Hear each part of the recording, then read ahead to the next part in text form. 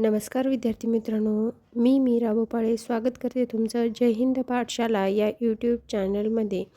आज आपण इतिहासातील महाराष्ट्रातील धार्मिक सुधारणा चळवळी यांचा अभ्यास करणार आहोत. या अगोदरच्या व्हिडिओमध्ये आपण महाराष्ट्रातील समाजसुधारक यांचा अभ्यास केला आहे.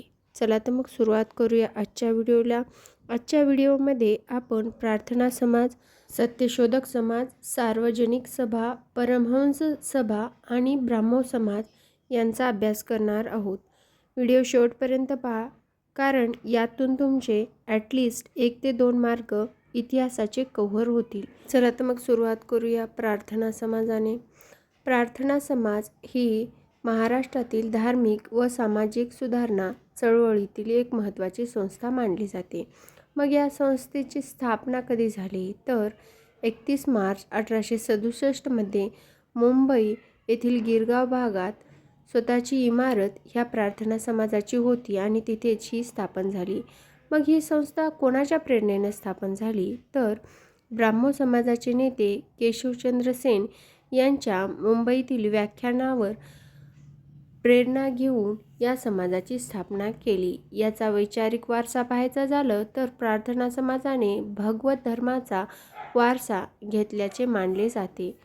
मग प्रार्थना समाजाची स्थापना कोणी केली तर प्रार्थना समाजाची स्थापना ही तर्खडकर बंधूंनी केलेली आहे, ज्यामध्ये आत्माराम पांडुरंग तर्खडकर, दादोबा पांडुरंग तर्खडकर आणि भास्कर पांडुरंग तर्खडकर हे तिघे बंधू येतात. मग याचे संस्थापक पहिले अध्यक्ष कोण होते तर डॉक्टर आत्माराम पांडुरंग तर्खडकर हे याचे पहिले अध्यक्ष होते. त्याचबरोबर या संस्थेचे कार्यवाहक म्हणून बाळ मंगेश वागळे हे कार्य करत होते. मग या संस्थेचे सदस्य कुठले कुठले आहेत, कारण आजकाल सदस्यावर भरपूर प्रश्न येतात, त्यामुळे हे सदस्य लक्षातच ठेवायचे. ज्यामध्ये न्यायमूर्ती म गो रानडे, राघो भांडारकर, परमानंद, रामलाल कृष्ण, भाऊ महाजन, वामन अब्बाजी मोडक आणि न्यायमूर्ती चंदावरकर इत्यादी महत्त्वाचे सदस्य प्रार्थना समाजाला लाभले होते. यानंतर प्रार्थना समाजाचं मुखपत्र कुठलं होतं तर प्रार्थना समाजाचं मुखपत्र हे सुबोध पत्रिका हे होतं. मग या प्रार्थना समाजाची काही तत्त्वे होती का तर हो, प्रार्थना समाजाची तत्त्वे होती, ज्यामध्ये एकेश्वरवाद, मूर्तिपूजा, अवतारवाद आणि धर्मग्रंथ ह्या गोष्टी त्यांनी मानत नव्हते. म्हणजे काय तर परमेश्वर एक आहे आणि तो सर्व विश्वाचा निर्माता आहे. मूर्तिपूजा हे थोतांड आहे, म्हणजे मूर्तीला विरोध होता मूर्तिपूजेला. त्याचबरोबर परमेश्वर अवतार घेत नाही आणि अवतार ही संकल्पना चुकीची आहे. त्याचबरोबर परमेश्वराने कोणतेही धर्मग्रंथ लिहिले नाहीत ही त्यांची विचारधारा होती. या संस्थेने सामाजिक कार्य कुठलं केलं तर शिक्षणासाठी मुंबईतील मजुरांसाठी रात्रशाळा सुरू केली आणि पंढरपूर येथे अनाथ बालक आश्रम सुरू केलं. त्याचबरोबर या संस्थेतून काही दुसऱ्या संस्था निर्माण झाल्या, जसं की ना. म. जोशी यांनी सोशल सर्व्हिस लीग स्थापन केली. गोखले यांनी भारत सेवक समाजाची स्थापना केली. वीरा शिंदे यांनी डिप्रेस्ड क्लास मिशनची स्थापना केली आणि रानडे यांनी विधवा विवाह उत्तेजक मंडळी ही संस्था स्थापन केली. याच संस्थेतून या दुसऱ्या संस्था जन्माला आल्या किंवा याच संस्थेतून प्रेरणा घेऊन या संस्था निर्माण झाल्या. या संस्थेचे कार्य अपयशी का झालं किंवा यशस्वी न होण्याची कोणती कारणे आहेत तर या संस्थेमध्ये सर्व करूनही प्रार्थना समाज हिंदू धर्मीयांना मोठ्या प्रमाणात आपल्या कार्यात सहभागी करून घेऊ शकला नाही. त्यामध्ये त्यांनी ब्रिटिश सत्तेचे समर्थन केलं होतं, त्यामुळं त्याचबरोबर त्यांना सर्वसामान्य जनतेशी जुळून घेता आलं नाही, कारण त्यांची विचारामध्ये आणि कृतीमध्ये विसंगती होती. त्यामुळं ही संस्था जास्त काळ टिकू शकली नाही. त्याचबरोबर ही संस्था अपयशी ठरली असं आपल्याला सांगता येईल. यानंतर महात्मा फुले यांचा सत्यशोधक समाज हा 1873 निर्माण झाला. महात्मा फुले यांनी समाजातील अंधश्रद्धा, जातीभेद आणि धार्मिक गुलामगिरी नष्ट करण्यासाठी 24 सप्टेंबर 1873 या सत्यशोधक समाजाची स्थापना केली. याचा मूळ उद्देश असा होता की बहुजन समाजाची धार्मिक व सामाजिक गुलामगिरीतून मुक्तता करणे. मग या संस्थेचे संस्थापक महात्मा ज्योतिराव फुले हे होते. इतर उद्देश सांगायचा झाला तर जातीभेद, स्त्रीदास्य, मूर्तिपूजा आणि कर्मकांड यांचा समूळ नष्ट करणे हे सत्यशोधक समाजाचं ध्येय किंवा उद्देश होता असं आपल्याला सांगता येईल. सत्यशोधक समाजाची महत्त्वाची तत्त्वे म्हणजे काय तर ईश्वर एक असून तो निर्गुण व निराकार आहे. म्हणून महात्मा फुले हे ईश्वराला निर्माता असे म्हणून संबोधत होते. सर्व माणसे एकाच परमेश्वराची लेकरे आहेत. ईश्वराची भक्ती किंवा प्रार्थना करण्यासाठी कोणत्याही मध्यस्थाची गरज नाही. म्हणजे त्यांना असं म्हणायचं होतं की कुठलाही पुरोहित वगैरे मध्ये लागत नाही. तुम्ही थेट ईश्वराची पूजा करू शकता किंवा ईश्वर म्हणायचे नाही, ते देवाला निर्माण करता असं म्हणायचे. माणसाला मोठेपणा त्याच्या जातीमुळे नव्हे तर त्याच्या गुणामुळे मिळतो. ते तर आजही सिद्ध आहे की मनुष्याला जातीमुळं नसून तर त्याच्या गुणामुळं त्याचा आदर केला जातो. जसा की एखाद्या कलेक्टर तुम्ही सांगताय त्याप्रमाणे एखाद्या खालच्या जातीचा जरी असेल तरी त्याला तेवढाच मान मिळतो जेवढा वरच्या जातीतील कलेक्टरला मिळतो. म्हणजे काय, त्याच्या गुणानं ते सिद्ध झाले की तो चांगला आहे किंवा तो चांगले कार्य करतो. त्याचबरोबर सत्यशोधक समाजाचं एक ब्रीदवाक्य होतं ज्यामध्ये सर्वसाक्षी जगतपती त्याला नकोची मध्यस्थी असं ते ब्रीदवाक्य होतं. सत्यशोधक समाजाचं एक दीनबंधू नावाचं साप्ताहिक सुद्धा होतं. ज्या साप्ताहिकाने सत्यशोधक समाजाच्या प्रचारासाठी कार्य केलं. कृष्णराव भालेकर यांनी 1877 हे पत्र सुरू केलं आणि या पत्राच्या पहिल्या दलित स्त्री संपादक म्हणून तानुबाई बिर्जे ह्या झालेल्या होत्या. त्याचबरोबर इतर वृत्तपत्रसुद्धा सत्यशोधक समाजाच्या प्रचारासाठी होते. जसं की अंबा लहरी, बडोदा वत्सल, राघव आणि भूषण इत्यादी वृत्तपत्राने सत्यशोधक समाजाचा प्रसार केलेला आहे. त्याचबरोबर हे प्रबोधन कोणत्या मार्गाने करायचा सत्यशोधक समाज तर कीर्तन, पोवाडे आणि प्रवचनांच्या माध्यमातून अनिष्ट प्रथांवर टीका करण्यासाठी ते प्रबोधन कार्य करायचे. त्याचबरोबर ग्रंथसंपदा कुठली आहे सत्यशोधक समाजाची तर सार्वजनिक, सत्यधर्म, गुलामगिरी, ब्राह्मणाचे कसब आणि शेतकऱ्याचा सूड या ग्रंथांमधून महात्मा फुले यांनी सत्यशोधक समाजाची तत्त्वे मांडलेली आहेत. जेव्हा एखादा सदस्य सत्यशोधक समाजाचा सदस्य व्हायचा त्यावेळेस तो एक शपथ घ्यायचा जी म्हणजे आपण इंग्रजाशी सत्तेशी एकनिष्ठ राहू. त्याचबरोबर या सत्यशोधक समाजाचे सेक्रेटरी होते नारायणराव गोविंदराव कडहल. सत्यशोधक समाजाची प्रार्थना ही रविवारी होत असत आणि ते निसर्गाला किंवा देवाला निर्मिक हा शब्द वापरत असत. सत्यशोधक समाजातर्फे अंबालहरी हे एक वृत्तपत्र चालवलं जात असे आणि सत्यशोधक समाजाच्या पद्धतीने पहिला विवाह ओतूर येथे सीताराम अल्लड आणि राधाबाई निमकर यांचा झाला. त्याचबरोबर मुस्लिम सत्यशोधक समाजाची स्थापनासुद्धा हमीद दलवाई यांनी सत्यशोधक समाजाची प्रेरणा घेऊन तयार केले. त्याचबरोबर सत्यशोधक समाजाचे अधिवेशन हे 1911 पासून सुरू झालं आणि त्यांच्या पहिल्या अधिवेशनाचे अध्यक्ष हे रामय्या व्यंकय्या अय्यावारू हे होते आणि दुसऱ्या अधिवेशनाचे अध्यक्ष हे डॉक्टर घोले हे होते. त्याचबरोबर सत्यशोधक समाज ही महाराष्ट्रातील पहिली समाज सुधारणेची चळवळ मानली जाते आणि छत्रपती शाहू महाराजांनी आणि कर्मवीर भाऊराव पाटील यांनी याच समाजाकडून प्रेरणा घेऊन शैक्षणिक क्षेत्र मोठे केले.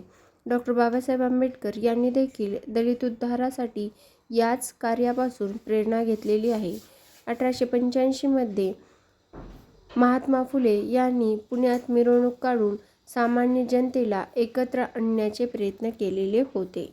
यानंतर सार्वजनिक सभा हिची स्थापना 1870 मध्ये झाली, पण 1867 मध्ये हीच संस्था पुणा असोसिएशन म्हणून कार्य करत होती. त्यामुळे एक वेळा सार्वजनिक सभा यांची स्थापनेचं उत्तर आयोगाने 1867 मध्ये दिलेलं आहे. पुणे सार्वजनिक सभेची अधिकृत स्थापना ही 2 एप्रिल 1870 मध्ये पुणे येथे झाली.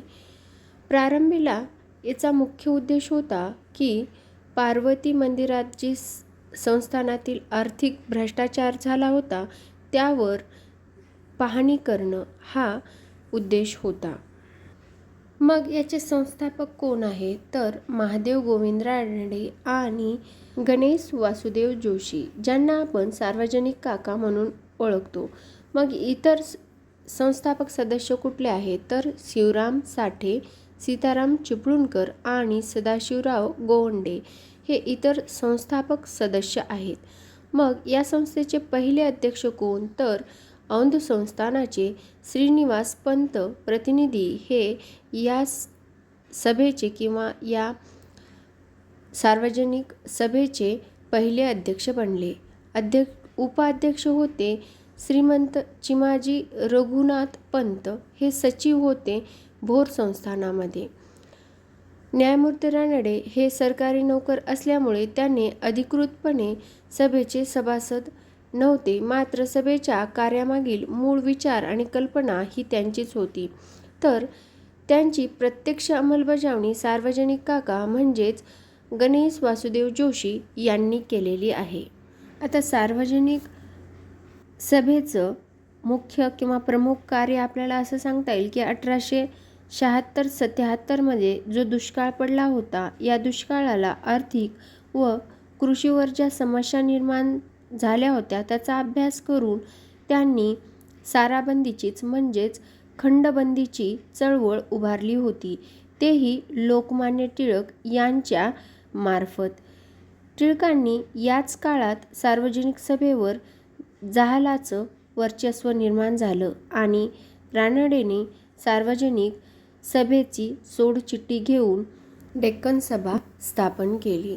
आता सार्वजनिक काका जे की गणेश वासुदेव जोशी आहेत, हे पहिलेपासून स्वदेशीचे पुरस्कर्ते होते आणि त्यांनी 1877 मध्ये जो दिल्ली दरबार भरवलेला होता त्यामध्ये ते स्वतःच्या हाताने विणलेला खादीचा वेश परिधान करून उपस्थित झालेले होते. आत्तापर्यंत सार्वजनिक सभा ही चालूच आहे आणि याच्या आत्तापर्यंतच्या इतिहासात आणि 150 वर्षाचा इतिहास झाला आहे. त्यामध्ये 2016 मध्ये मीरा पावगी या महिला अध्यक्ष बनलेल्या होत्या. ही आता आपल्याला लेटेस्ट माहिती सांगता येईल. मग या सभेचे बहुसंख्य सभासद हे ब्राह्मण वर्गातील होते आणि त्यात सरदार, जहागीरदार, इनामदार व सावकार यांचा समावेश होता. यानंतर परमहंस सभा. आता ही सभा 1848 मध्ये स्थापन झाली. मग ही जे संस्थापक कोण होते तर दादोबा पांडुरंग तर्खडकर हे परमहंस सभेचे संस्थापक होते. यांनी मुंबई येथे परमहंस सभा स्थापन केली. मग याचे परावर्तक किंवा सभासद कोण होते तर रामकृष्ण बाळकृष्ण जयकर, लक्ष्मणशास्त्री हळबे, भिकोदादा चव्हाण, मदन श्रीकृष्ण, आत्माराम पांडुरंग आणि दादोबा पांडुरंग. हे सर्व व्यक्ती लक्षात ठेवायचे, जेणेकरून परीक्षेत जर प्रश्न आला तर आपल्याला उत्तर देता येईल. मग परमहंस सभेचे अध्यक्ष कोण होते तर परमहंस सभेचे अध्यक्ष हे रामचंद्र बाळकृष्ण जयकर हे होते. यांची जी काही परमहंस सभा होती हे गुप्तपणे कार्य करत असत आणि यांची जी काही सभा होती तिला स्वतः जे संस्थापक आहेत दादोबा पांडुरंग तर्खडकर हे हजर राहायचे नाहीत. म्हणजेच काय तर एकंदरीत ही पूर्णपणे गुप्त संस्था होती. मग याचे कार्य कसं होतं तर ते सुद्धा एकदम गुप्तपणे चालत असत. धर्मविवेचन नावाचा ग्रंथ दादोबा पांडुरंग तर्खडकर यांनी जगद्वाशी आर्य या टोपण नावाने लिहिलेला होता आणि हा ग्रंथ प्रत्येक सभासदाला वाचायला दिला जाईल. या सभेवर ख्रिश्चन धर्माचा प्रभाव होता. याच्या वेगवेगळ्या ठिकाणी शाखा सुद्धा होत्या, त्या म्हणजे पुणा, अहमदनगर, सातारा, बेळगाव या ठिकाणी. यावर सुद्धा आयोगाने प्रश्न विचारलेला आहे की परमहंस सभेच्या शाखा कुठे कुठे आहेत, तर त्या पुण्या, अहमदनगर, सातारा आणि बेळगाव या ठिकाणी आहेत.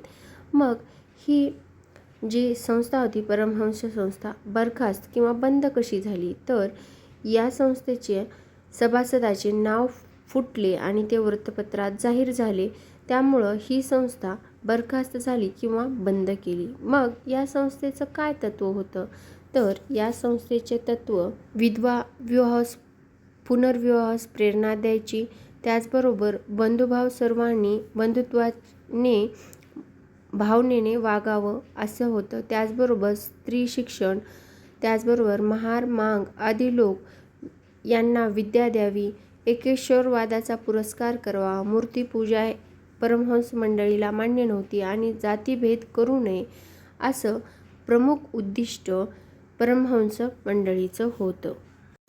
यानंतर आपण ब्राह्मो समाजाचा अभ्यास करूया. आता ब्राह्मो समाज हा कुणी स्थापन केला तर 1828 मध्ये ब्राह्मो समाज राजाराम मोहन राय यांनी स्थापन केला. उद्देश एकच होता की हिंदू धर्माची शुद्धी व एकेश्वरवादाची शिकवण. यांनी बुद्धिप्रामाण्यवादाबरोबरच वेद व उपनिषद या गोष्टींचा आधार घेऊन ब्राह्मो समाजामध्ये प्रार्थना आठवडा सुरू केला. राजाराम मोहन राय व त्यांच्या मृत्यूनंतर रामचंद्र विद्याबागीश यांनी ब्राह्मो समाजाचे आठवड्याची प्रार्थना घ्यायचं ठरलं.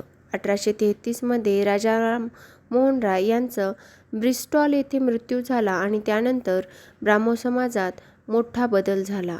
ते म्हणजे वैचारिक वाद येऊन 1842 मध्ये देवेंद्रनाथ टागोर व 1858 मध्ये केशवचंद्र सेन यांनी प्रवेश घेतला व वैचारिक मतभेद सुरू झाले.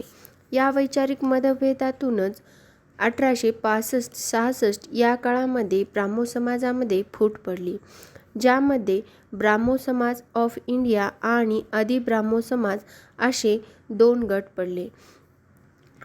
ब्राह्मो समाज ऑफ इंडिया हे केशवचंद्र सेन यांनी 1866 मध्ये स्थापन केलं आणि त्यांच्या मत होतं की या मतभेदात त्यांच्या जाती व्यवस्था समूळ नष्ट करायची होती त्यांना आणि ब्राह्मो धर्म हिंदू धर्मापेक्षा वेगळा आहे असं त्यांनी सांगितलं. पण आदि ब्राह्मो समाज म्हणजे हा मूळचा गट होता, ज्यामध्ये देवेंद्रनाथ टागोर यांनी आदि ब्राह्मो समाजाचं नेतृत्व केलं.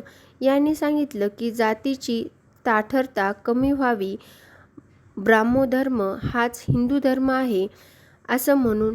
पण ह्या दोघांमध्ये मतभेद होऊन हे दोन नवीन ब्राह्मो समाज निर्माण झाले. त्यानंतर केशवचंद्र सेन यांच्या विचारात व कृतीत फरक असल्यामुळे नेटिव्ह मॅरेज ॲक्ट 1872 मध्ये जो संमत झाला होता, आपल्या स्वतःच्या मुलीचाच विवाह त्यांनी कूचबिहारीच्या राजाशी केला, ज्यात दोघांचे संमती वय पार केलेलं नव्हतं. नेटिव्ह ॲक्टनुसार मुलीचं संमती वय होतं 14 वर्ष आणि मुलांचं संमती वय होतं 18 वर्ष. त्यांच्या स्वतःच्याच विचारामध्ये फरक असल्यामुळे ते कुठेही स्थिर राहू शकले नाहीत. यामध्ये 2-3 गोष्टी लक्षात ठेवायच्या, जसं की ब्राह्मो समाजाची स्थापना 1828 मध्ये राजाराम मोहन राय यांनी केली. त्यामध्ये 2 गट पडले. 1865-66 मध्ये आदि ब्राह्मो समाज हा देवेंद्र टागोर यांच्या नेतृत्वाखाली आला, तर ब्राह्मो समाज ऑफ इंडिया हा केशवचंद्र सेन यांच्या नेतृत्वाखाली आलेला होता.